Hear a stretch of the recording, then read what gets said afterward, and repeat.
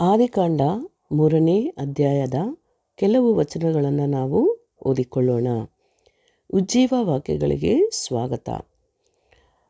ಆದಿಕಾಂಡ 3ನೇ ಅಧ್ಯಾಯ 1ರಿಂದ ಕೆಲವು ವಚನಗಳು. ಯೆಹೋವ ದೇವರು ಉಂಟುಮಾಡಿದ ಎಲ್ಲ ಭೂಜಂತುಗಳಲ್ಲಿ ಸರ್ಪವು ಯುಕ್ತಿಯುಳ್ಳದ್ದಾಗಿತ್ತು. ಅದು ಸ್ತ್ರೀಯ ಬಳಿಗೆ ಬಂದು, ಏನವ್ವ, ತೋಟದಲ್ಲಿರುವ ಯಾವ ಮರದ ಹಣ್ಣನ್ನು ನೀವು ತಿನ್ನಬಾರದೆಂದು ದೇವರು ಅಪ್ಪಣೆ ಕೊಟ್ಟಿರುವುದು ನಿಜವೋ ಎಂದು ಕೇಳಲು, ಸ್ತ್ರೀಯು, ತೋಟದಲ್ಲಿರುವ ಮರಗಳ ಹಣ್ಣುಗಳನ್ನು ನಾವು ತಿನ್ನಬಹುದು, ಆದರೆ ತೋಟದ ಮಧ್ಯದಲ್ಲಿರುವ ಈ ಮರದ ಫಲದ ವಿಷಯವಾಗಿ ಇದನ್ನು ತಿನ್ನಲೂ ಕೂಡದು, ಮುಟ್ಟಲೂ ಕೂಡದು, ತಿಂದರೆ ಸಾಯುವಿರಿ ಎಂದು ದೇವರು ಹೇಳಿದ್ದಾನೆ ಅಂದಳು. ಆಗ ಸರ್ಪವು ಸ್ತ್ರೀಗೆ, ನೀವು ಹೇಗೂ ಸಾಯುವುದಿಲ್ಲ. ನೀವು ಇದರ ಹಣ್ಣನ್ನು ತಿಂದಾಗಲೇ ನಿಮ್ಮ ಕಣ್ಣುಗಳು ತೆರೆಯುವು.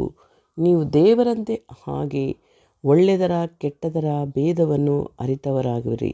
ಇದು ದೇವರಿಗೆ ಚೆನ್ನಾಗಿ ಗೊತ್ತುಂಟು ಅಂದಿತು. ಆಗ ಸ್ತ್ರೀಯು, ಆ ಮರದ ಹಣ್ಣು ತಿನ್ನುವುದಕ್ಕೆ ಉತ್ತಮವಾಗಿಯೂ ನೋಡುವುದಕ್ಕೆ ರಮ್ಯವಾಗಿಯೂ ಜ್ಞಾನೋದಯಕ್ಕೆ ಅಪೇಕ್ಷಿಸತಕ್ಕದಾಗಿಯೂ ಇದೆ ಎಂದು ತಿಳಿದು ಅದನ್ನು ತೆಗೆದುಕೊಂಡು ತಿಂದಳು. ಸಂಗಡ ಇದ್ದ ಗಂಡನಿಗೂ ಕೊಡಲು ಅವನೂ ತಿಂದನು. ಕೂಡಲೇ ಅವರಿಬ್ಬರ ಕಣ್ಣುಗಳು ತೆರೆದವು. ತಾವು ಬೆತ್ತಲೆಯಾಗಿದ್ದೇವೆಂದು ತಿಳಿದು ಅಂಜೂರದ ಎಲೆಗಳನ್ನು ಹೊಲಿದು ಉಟ್ಟುಕೊಂಡರು. ತರುವಾಯ ಯೆಹೋವ ದೇವರು ಸಂಜೆಯ ತಂಗಾಳಿಯಲ್ಲಿ ತೋಟದೊಳಗೆ ಸಂಚರಿಸುತ್ತಿರುವಾಗ ಆ ಸ್ತ್ರೀ ಪುರುಷರು ಆತನ ಸಪ್ಪಳವನ್ನು ಕೇಳಿ ಆತನಿಗೆ ಕಾಣಿಸಬಾರದೆಂದು ತೋಟದ ಮರಗಳ ಹಿಂದೆ ಅಡಗಿಕೊಂಡರು. ಯೆಹೋವ ದೇವರು ಮನುಷ್ಯನನ್ನು, ನೀನು ಎಲ್ಲಿರುತ್ತಿ ಎಂದು ಕೂಗಿ ಕೇಳಲು ಅವನು, ನೀನು ತೋಟದಲ್ಲಿ ಸಂಚರಿಸುವ ಸಪ್ಪಳವನ್ನು ನಾನು ಕೇಳಿ ಬೆತ್ತಲೆ ಆಗಿದ್ದೇನಲ್ಲ ಎಂದು ಹೆದರಿ ಅಡಗಿಕೊಂಡೆನು ಅಂದನು. ಅದಕ್ಕಾತನು, ನೀನು ಬೆತ್ತಲೆ ಆಗಿದ್ದಿ ಎಂದು ನಿನಗೆ ತಿಳಿಸಿದವರಾರು? ತಿನ್ನಬಾರದೆಂದು ನಾನು ನಿನಗೆ ಆಜ್ಞಾಪಿಸಿದ ಮರದ ಹಣ್ಣನ್ನು ತಿಂದಿಯಾ ಎಂದು ಕೇಳಲು ಆ ಮನುಷ್ಯನು, ನನ್ನ ಜೊತೆಯಲ್ಲಿರುವುದಕ್ಕೆ ನೀನು ಕೊಟ್ಟ ಸ್ತ್ರೀಯು ಆ ಮರದ ಹಣ್ಣನ್ನು ನನಗೆ ಕೊಟ್ಟಳು, ನಾನು ತಿಂದೆನು ಎಂದು ಹೇಳಿದನು.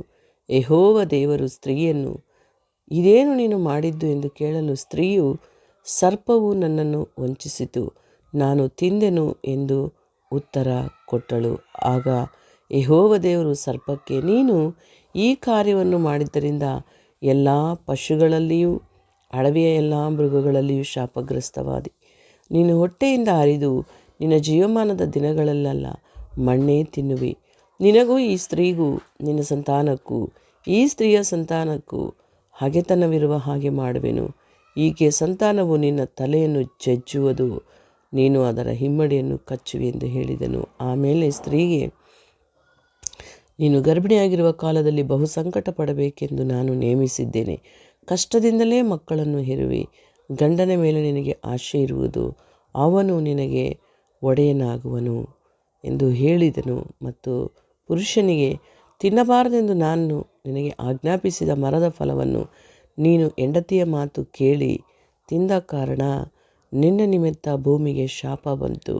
ನಿನ್ನ ಜೀವಮಾನವೆಲ್ಲ ದುಡಿದು ಭೂಮಿಯ ಹುಟ್ಟುವಳಿಯನ್ನು ತಿನ್ನಬೇಕು. ಈ ಭೂಮಿಯಲ್ಲಿ ಮುಳ್ಳು ಗಿಡಗಳು ಕಳೆಗಳು ಬಹಳವಾಗಿ ಹುಟ್ಟುವವು. ಹೊಲದ ಬೆಳೆಯನ್ನು ಅನುಭವಿಸುವಿ. ನೀನು ತಿರುಗಿ ಮಣ್ಣಿಗೆ ಸೇರುವ ತನಕ ಬೆವರಿಡುತ್ತಾ ಬೇಕಾದ ಆಹಾರವನ್ನು ಸಂಪಾದಿಸಬೇಕು. ನೀನು ಮಣ್ಣಿನಿಂದ ತೆಗೆಯಲ್ಪಟ್ಟವನಲ್ಲವೋ, ನೀನು ಮಣ್ಣೇ, ಪುನಃ ಮಣ್ಣಿಗೆ ಸೇರತಕ್ಕವನಾಗಿದ್ದಿ ಎಂದು ಹೇಳಿದನು. Praise the lord. ದೇವರು ಈ ಮಾತುಗಳನ್ನು ನಿಮ್ಮ ಜೀವನಕ್ಕೆ ಆಶೀರ್ವಾದವಾಗಿರಲಿ. ದೇವರು ಹೇಳಿದ ಮಾತನ್ನು ಅವಿಧೇಯತೆಯಾಗಿ ಆತನು ಅವಿಧೇಯತೆಯಿಂದ ತನ್ನ ಜೀವಿತವನ್ನು ತನಗೆ ತಾನೇ ನಷ್ಟಪಡಿಸಿಕೊಂಡು ತನ್ನನ್ನು ತಾನೇ ಪಾಪದ ಒಂದು ಕೃತ್ಯಕ್ಕೆ ಒಳಗಾಗಿದ್ದನ್ನು ನಾವು ನೋಡಬಹುದು. ಕರ್ತನು